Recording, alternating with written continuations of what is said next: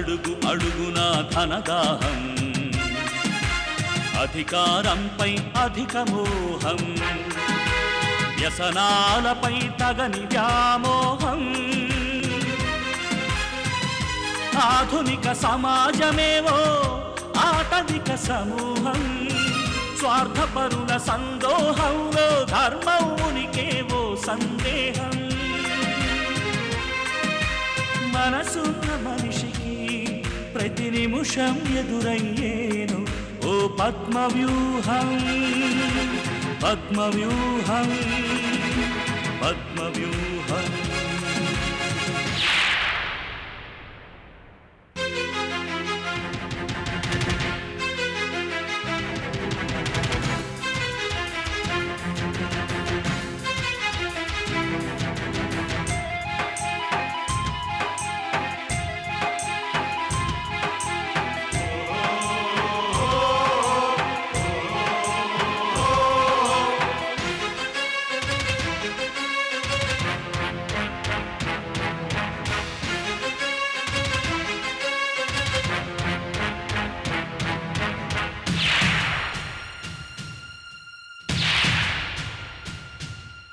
ప్రతి కదలిక వెనుక ఓ లాభానికై చింత, అవసరం లేకుంటే అరక్షణమైన నిలువరు నీ చెంత. ఇది కన్నీటినే వేలం వేసే కసాయి సంత, ఇది కన్నీటినే వేలం వేసే కసాయి సంత. విలువలకై వెతుకులాట నేడొక పెద్ద వింత, విలువలకై వెతుకులాట నేడొక పెద్ద వింత. ఎవరైనా అనుకుంటుంటే వెండమే గాని మందు గురించి కూడా నాకు ఏమీ తెలీదు. నేను జూదగాండని తాగుబోతులని వాళ్ళందరూ ఎలా కంక్లూజన్కి వచ్చారు నాకు తెలియడం లేదు. అయినా ఆ సమయంలో మీరు ఎక్కడున్నారో చెప్తే ప్రాబ్లం సాల్వ్ అయిపోతుంది కదా. ఆ విషయం మీరెందుకు దాస్తున్నారు?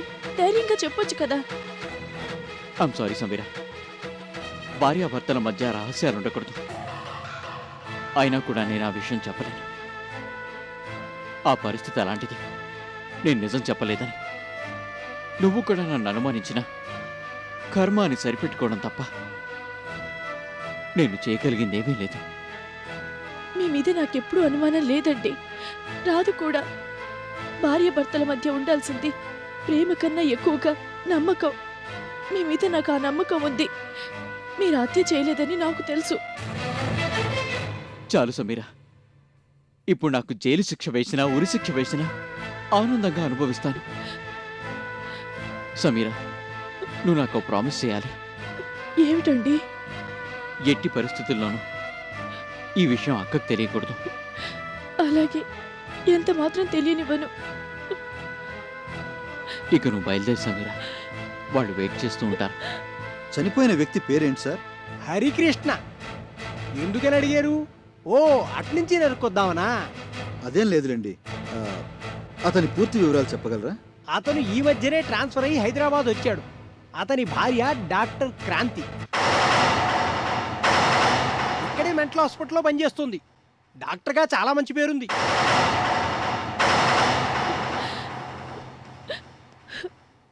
ఏమ్మా సమీరా, శ్రీనాథ్ ఏమన్నా చెప్పాడా? లేదు డాడీ, తన హత్య చేయలేదని, తనకి ఏ పాపం తెలియదని మాత్రం చెప్తున్నారు. చూశారు కదా, వచ్చిన దగ్గర నుంచి ఇదే మాట తప్ప వేరే మాట చెప్పడం లేదు.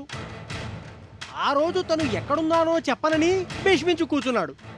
ఆ విషయం చెప్పకపోతే ఆ భగవంతుడు కూడా రక్షించలేడు, అంతే.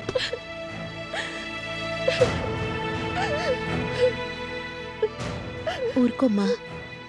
ఓకే సార్, నేను మళ్ళీ కలుస్తాను. వెళ్ళి రండి, మంచిది. రా వెళ్దాం. పదమ్మా.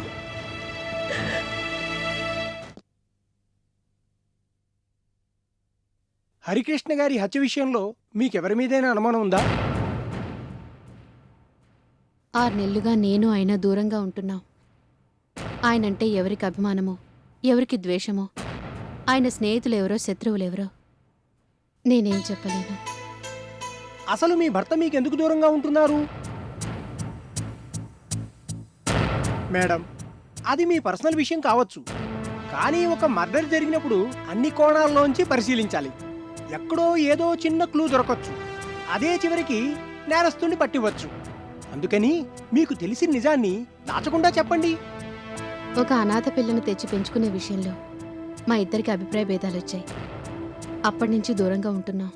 ఓహో, ఇక్కడికి రాకముందు హరికృష్ణ గారు వైజాగ్లో ఉండేవారా?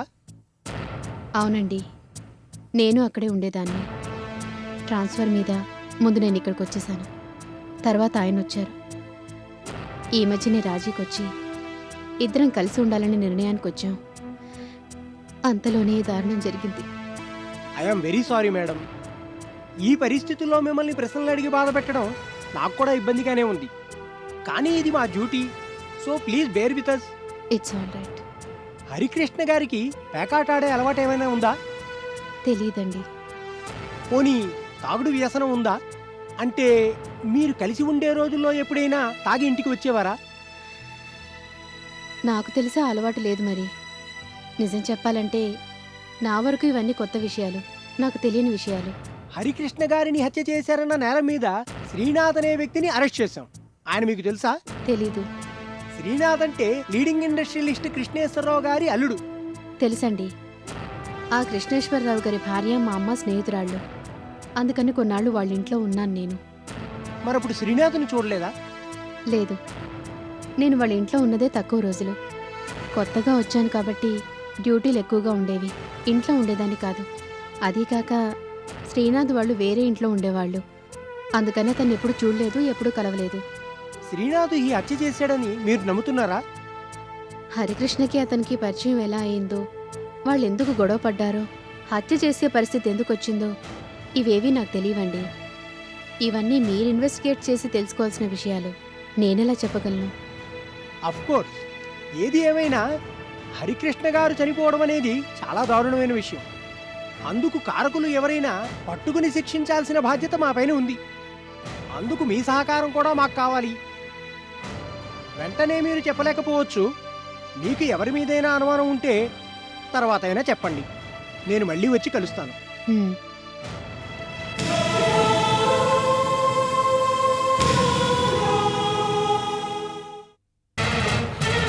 ఏమిటమ్మా నువ్వు చెప్పేది? ఆ హత్య శ్రీనాథ్ చేశాడా?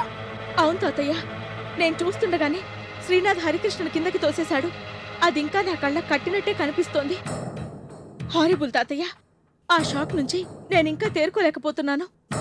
శ్రీనాథ్ హత్య చేశాడంటే నేను నమ్మలేకపోతున్నానమ్మా. తన పని తప్ప వేరే ప్రపంచం తెలియని శ్రీనాథ్ హత్య చేశాడు అంటే నా ఊహకి అందడం లేదు. పైకి అమాయకంగా కనిపించే శ్రీనాథ్లో ఓ హంతకుడున్నాడన్న నిజాన్ని నేను జీర్ణించుకోలేకపోతున్నాను. శ్రీనాథ్ విషయంలో మా అంచనాలు ఎప్పుడో తప్పాయి తాతయ్య. అదేమిటమ్మా? అవును తాతయ్య, ఆఫీస్ డబ్బు తీసుకుని సొంతానికి వాడుకున్నాడు. ఆ విషయం నాకు ఇంతవరకు చెప్పలేదు. మొన్నెవరో అమ్మాయితో కలిసి తిరగడం చూశాను. ఆ అమ్మాయిని బైక్ మీద కూర్చోబెట్టుకోవడం చూస్తుంటే ఇద్దరికీ బాగా పరిచయం ఉన్నట్టు అనిపించింది. హత్య జరిగిన రోజు కూడా బ్యాంకులో డబ్బు డిపాజిట్ చేస్తానని తీసుకెళ్లాడు. కానీ డిపాజిట్ చేయలేదు. లాస్ట్ మూమెంట్లో బ్యాంక్కి ఫోన్ చేస్తే ఆ విషయం తెలిసింది.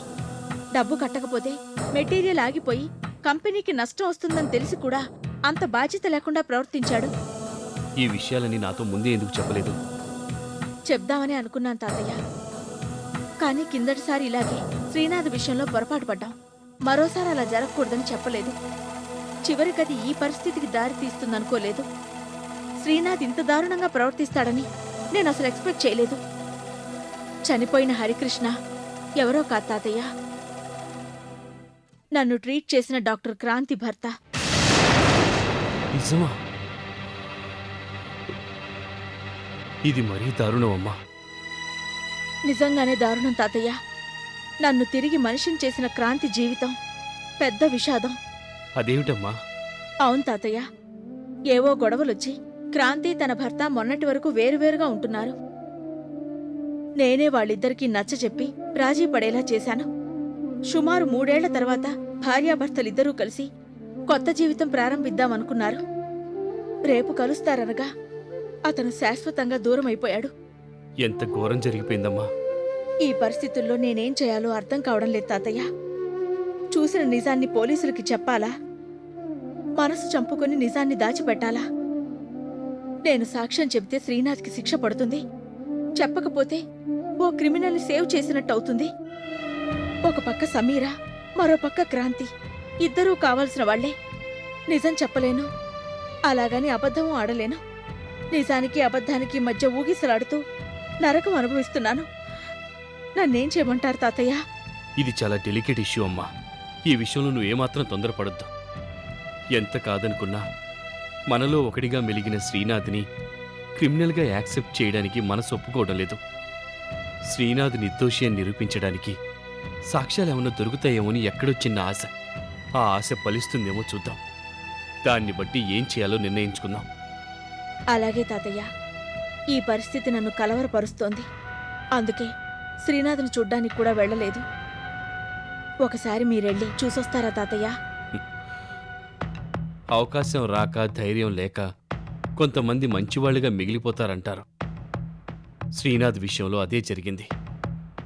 ఈ విషయంలో నేను ఒక నిర్ణయానికి రాలేకపోతున్నాను.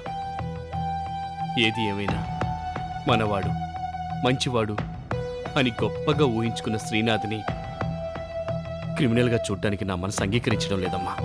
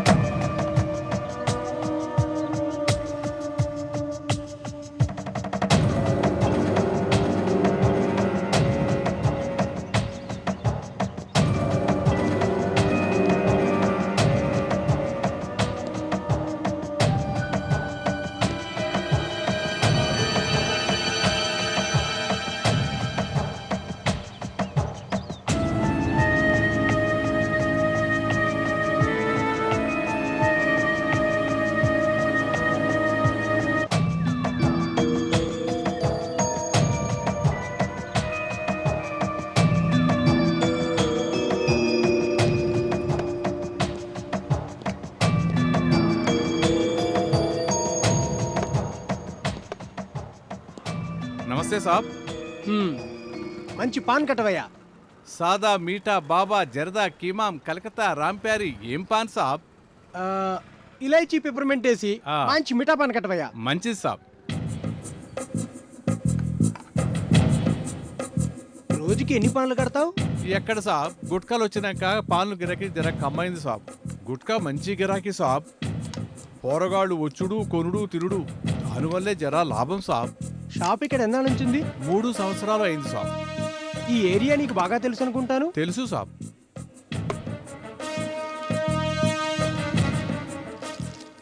అవును, మొన్న ఆ బిల్డింగ్ మీద నుంచి ఎవరో కింద పడి చనిపోయారట కదా? అవును సాబ్. ఆయనే పడిపోయాడా, ఎవరైనా తోసేశారా? తెలవదు సాబ్. కొంతమంది అయితే ఎవరో తోసేసిండ్రు, మర్డర్ అనే అంటుండ్రు సాబ్. అతను కింద పట్టం నువ్వు చూసావా? నై సాబ్, కింద పడినాక కూడా చూడడానికి వెళ్ళలేదు సాబ్. ఏ, ఎందుకు వెళ్ళలేదు? వెళ్ళి చూశాను అనుకోండి సాబ్, మీరు ఊరుకుంటారా? ఎప్పుడు పడిండు, ఎందుకు పడిండు, ఏడకెళ్ళి పడిండు, పడినప్పుడు చూసినావా, ఆ టైంలో ఆడకెళ్ళి ఎందుకున్నావు అని దిమాగ్ ఖరాబ్ చేస్తారు కదా సాబ్. స్టేషన్లో కోర్టుకి వెళ్ళి తిరుగుతుంటే గిరాకీ దెబ్బతింటే పరేషాన్ కదా సార్. అందుకని నువ్వు చూడలేదంటావు. ఐసానై సాబ్, రక్తం చూస్తే నాకు భయం అవుతుంది, అందుకని ఆడే బోలే. పాన్ తీసుకోండి సాబ్. పోలీసు వాళ్ళు పైసలు ఇచ్చేదేంటి సాబ్? ఉంచుకోలే.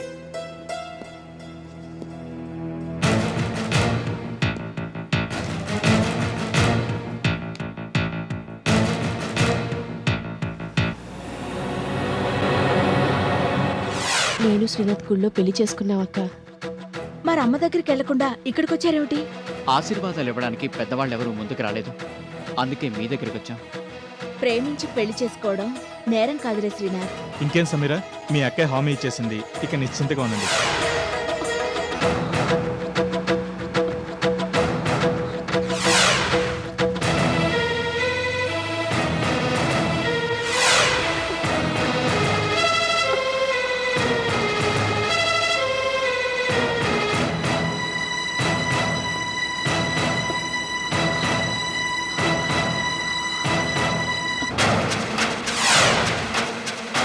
Great experience!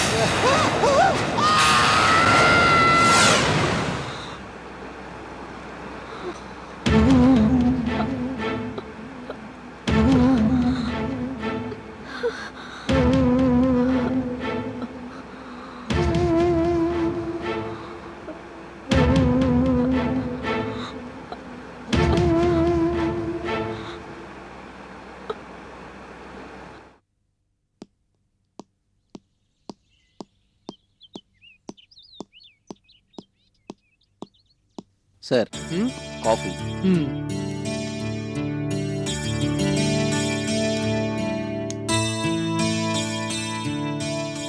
Thank you. No mention sir. బాగుందోయ్, కాఫీ చాలా బాగుంది. డబ్బులిచ్చే తెచ్చావా? అవును సార్. అదేమిటి అలా అడిగారు? మన వాళ్ళకి డబ్బులు ఇవ్వడం అలవాట్లేదు కదా. కాఫీ కూడా కాకి బట్టలు అడ్డం పెట్టుకుని జులుం చెలాయిస్తూ ఉంటారు. అందుకే డిపార్ట్మెంట్ అంటే గౌరవం లేకుండా పోయింది.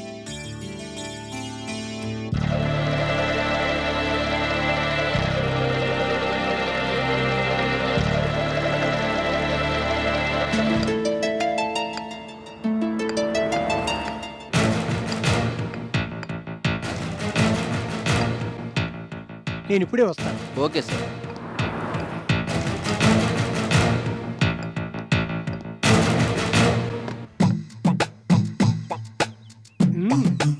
పాలిషా సార్? పాలిష్ కాకి ఇంకేం చేస్తావు? అదేంటి సార్ అలాగంటారు? చెప్పు తెగితే మేకులు కొడతాను, కుట్లుడిపోతే కుడతాను, పట్టీలేస్తాను, సోలేస్తాను, ఆర్డర్ ఇస్తే కొత్త షూలు కూడా కుట్టిస్తాను. వెరీ గుడ్, ఎక్స్పర్ట్ లా ఉన్నావే. పాలిష్ చేయి చాలు. ఒకటా రెండా సార్? భలే జోకేసేవయ్యా. ఒక్క షూ ఎవరైనా పాలిష్ చేయించుకుంటారా? అలాంటి వాళ్ళు ఉంటారు సార్. షూ పాలిష్ చేయమంటారు, ఒకటి చేస్తుంటే రేట్ అడుగుతారు, రేట్ చెప్పంగానే వద్దని వెళ్ళిపోతారు. రకరకాల చెప్పుల్లాగానే రకరకాల మనుషులు ఉంటారు సార్. నువ్వు భలే తమాషాగా మాట్లాడతావయ్యా. ఇంతకీ పాలిష్కి ఎంత తీసుకుంటావు? జతకు 5 రూపాయలు సార్. చేయమంటారా సార్? చేసుకో. బేరాలు బాగుంటాయా? చెప్పలేము సార్. ఒక్కో రోజు ఉంటాయి, ఒక్కో రోజు ఉండవు. కొంతమంది గీచి గీచి బేరాలాడతారు.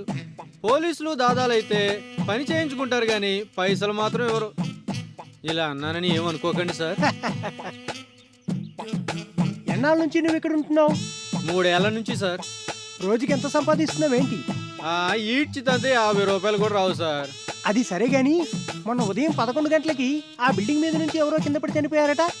11 గంటలకి కాదు సార్, మధ్యాహ్నం 3 గంటలకి. అంత కరెక్ట్ గా ఎలా చెప్తున్నావు? అదేంటి సార్ అలా అంటారు? ఆ టైంలో కరెక్ట్ గా నేను ఇక్కడే ఉన్నాను కదా. అంటే అతను పడిపోవడం నువ్వు చూసావన్నమాట. అమ్మో, నోరు జారేసి ఒక పట్టాను వదిలిపెట్టేటట్లేడు. ఏమిటి ఆలోచిస్తున్నావు? నువ్వు చూసింది చెప్పు చాలు. అబ్బే నేనేం చూడలేదు సార్, ఊరికే ఉత్తునే మీరు అన్నారు కదా అని నేను కూడా అనేశాను, అంతే అంతే.